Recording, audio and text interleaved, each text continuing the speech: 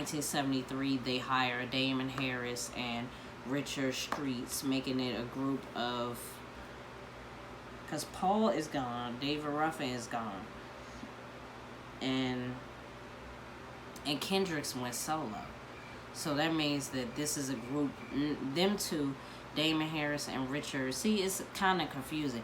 Damon Harris and Richard Streets joined the group, and that makes it a group of 4 now. So there's 2 OGs left, and Damon Harris and Richard Street joined the group. They came out with Let Your Hair Down in 1973, and then in going back to 1972, Papa Was a Rolling Stone came out and won 2 Grammys. Booyah! That is a song, and a part of this being such a great movie is that the songs, like the lyrics, it's the lyrics for me. Like, Papa was a rolling stone, wherever he lay his hat was his home, okay?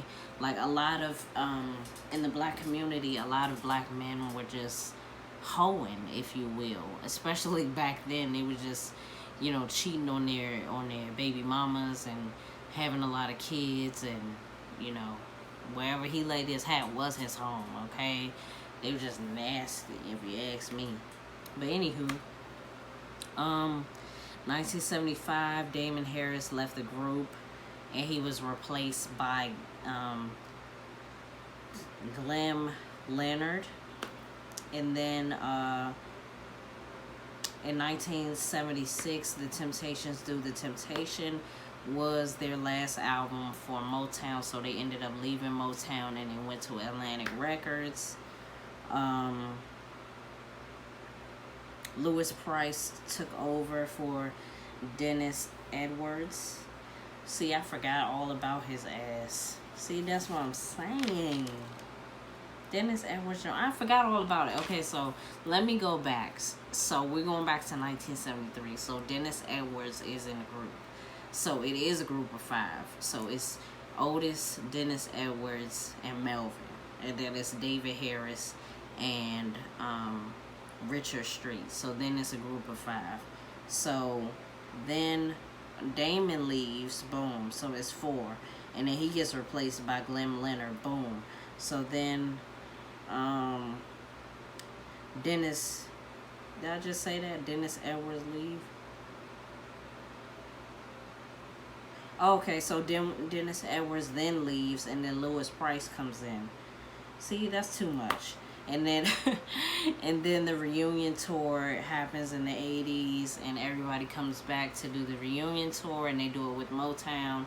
And around this time, they talk about still having issues with David Ruffin because he's back to his old tricks again, and you know, he's getting money, so he's starting to do cocaine again and missing shows and stuff. So they was having issues with that. And then they tore up into the late 80s, and then in 1991, that's when like the tragedy starts to appear. David Ruffin dies of a cocaine overdose. They found his body.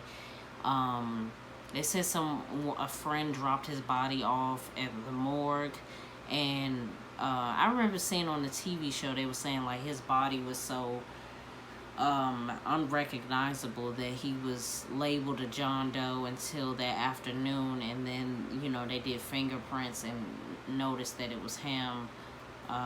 You know, came to that realization that it was him, and it was so kind of I guess it was just like it was really bad for him to have died that way because he was such a star, you know what I'm saying? So they said he had passed out in a crack house. 92, Eddie Kendricks, the voice, the soft, the lusciousness. He fine too. He died of lung cancer at 52, and back to David Ruffin, he died at 50. 50. Yeah, 50.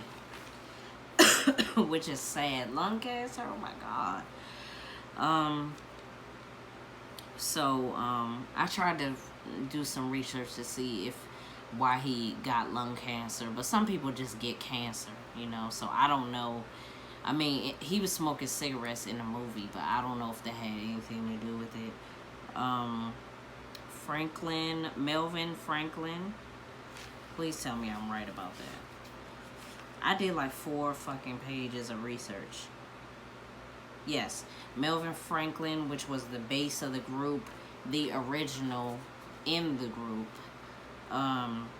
He passed away of, they said that he was having seizures, and he went to the hospital, and they said that it was complicated by diabetes, and he ended up passing away.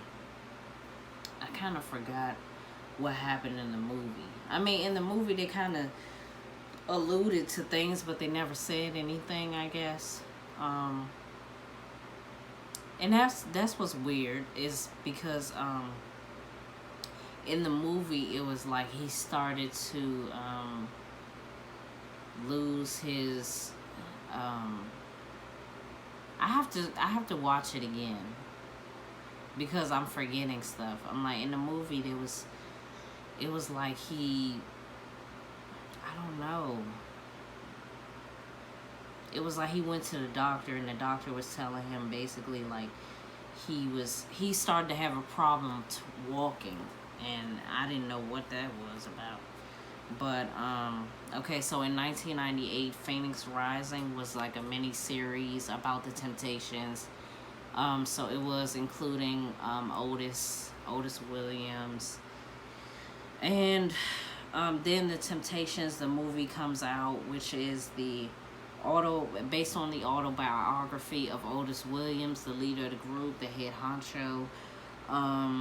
A lot of people loved the movie when it came out, but a lot of people, evidently, that's another thing that wasn't in the movie, was not going to be in the movie, but a lot of people came out with lawsuits, including David Ruffin's family. And my thoughts on that is that, I mean, I don't really have anything to say supporting the family, because you can be embarrassed all you want to, but if that was the way, and this is the thing, it's like, it's based off of someone that knew him, that worked with him, that was around him, so how can you say it's not true?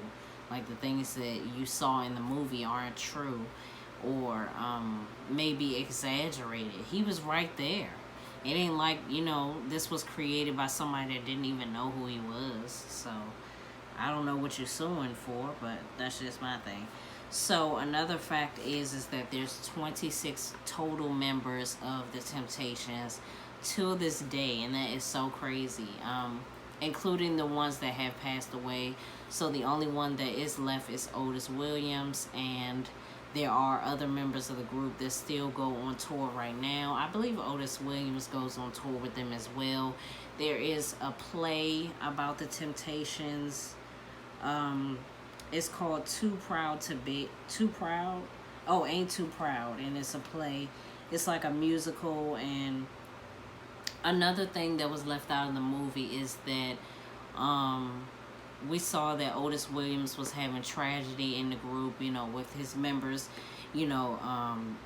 dying one after the other, but also there was trouble with his relationship with his son, and he wasn't really there for his son because he was touring all the time, and his son had tragically been killed on a construction site. His son was actually 24 when he passed away, and that was true. From the construction site, that was true, but in the movie they kind of made it seem like he was a younger kid, so that was crazy. But yeah, that was just another thing I wanted to add. And Otis Williams also said, "I always tell people the world loved the Temptations, but the Temptations didn't love themselves. Drugs came into play, and once that happened, dreams and aspirations became fragmented." And that's kind of crazy, because they had lots of success and lots of hits, and I think he's still humbled by that. From the article that I read, he's still humbled by all the success, and he had no idea that they were going to eventually become such a impactful group. He talked about a lady, I think, writing him a letter and saying that I believe she had cancer, and she was saying that she wanted to talk to Otis Williams before she died, and he called her, and he was just, she was just, you know, thanking him for, you know, the Temptations and just making, you know, the music that he made. So I think he talked about being shocked about how much of an impact all of them made on other people's lives. And it is something to hear that, you know, the guys that he was rolling with, they just didn't love themselves, you know. Despite what they were doing, they spread so much love to other people, but they couldn't give it to themselves. So that's like real talk. And I think I just like the movie so much because it talks about a lot of issues in the black community. Like you seen with David Ruffin, he was like roughing up some, manhandling some chick, and you could see that he was kind of abusive. You could see alcoholism, you could see drug abuse, anger, ego, like all those issues when it comes to having fame, you know what I'm saying? So still touring, and they're still singing the songs and still coming out with albums. So it's kind of like they're the only group to me that does that. Maybe New Edition still like tours and stuff, but other than that, I don't know no other group that just, you know, once one person don't want to be in a group no more, it's like, all right, well, we can find somebody else, and then they find somebody. Clap it up for that. And then I don't even think that it would still happen if some of them were still alive, sadly. Especially like David Ruffin. I don't know if he would have been down for like keeping the group going, but you came in after like this video because I enjoyed doing the research for you guys, get y'all hip to what's going on, and I'll talk to you guys later. See you in the next video. Bye.